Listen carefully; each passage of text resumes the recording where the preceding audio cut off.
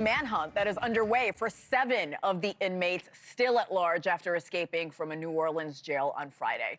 Local law enforcement officials warning the public not to approach any of the individuals as they might be armed and dangerous. NewsNation's Caitlyn Becker is here with more. Caitlyn, what do we know about these inmates?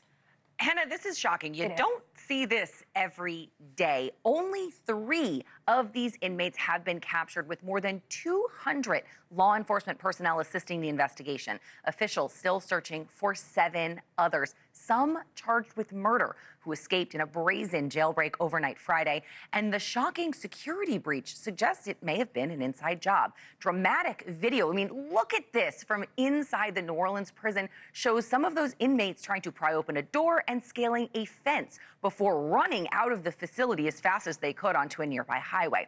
Now, photos reveal the inmates used a hole behind a toilet to escape, and they left taunting messages, one reading, quote, "Too easy, LOL." Now, making matters worse, authorities didn't know anyone was missing until about 7 hours later when they took the morning head count. That's when they realized some of the occupants weren't there. Now, it didn't take long before the first of the escapees was apprehended following a brief chase through the French Quarter. 2 more inmates were also captured. One of them, thanks to a Crime Stoppers tip, and the other was caught using facial recognition technology. Law enforcement is asking the public to share any information that they may have in helping arrest the remaining fugitives. They're offering a $2,000 reward for an arrest of each of those, and the FBI is offering $5,000. Now, I will also add that this concern is happening as Tulane University holds graduation ceremonies today. 7 hours is quite the head start. We mentioned earlier that 3 of the employees from the jail are suspended. Why? Is it an inside job? What are we learning? Well, that's certainly the thought here, Hena. Authorities say that it is almost impossible to escape the facility where almost 1,500 people are being held without getting any kind of help. We think this was intentional. There is much more than meets the eye in this investigation. And why did it happen just right now, right? In the middle, as we're getting ready to start this sheriff's race.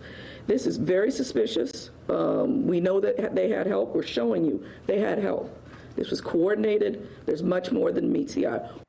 The sheriff's race may be suggesting there's a political angle there. Now, as officials try to piece together what happened, we are learning that one of the pods where the inmates were being held was unmanned for quite a bit of time. A civilian technician was around, but then had to step away to get some food. And that is when jail officials say the inmates made a break for it. The sheriff telling reporters that the facility had faulty locks and that she had asked for the money to fix the prison's ailing infrastructure, adding that they are woefully understaffed and underfunded. Now, as you can imagine, this facility is facing a lot of criticism as a result of this fallout. The state's attorney general calling the escape, quote, beyond unacceptable, and that the inexcusable failures have put lives in danger.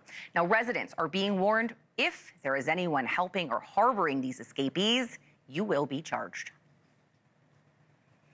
Caitlyn Becker, thank you so much. This is a shocking story. Truly. I know you'll keep an eye on it. Thank you.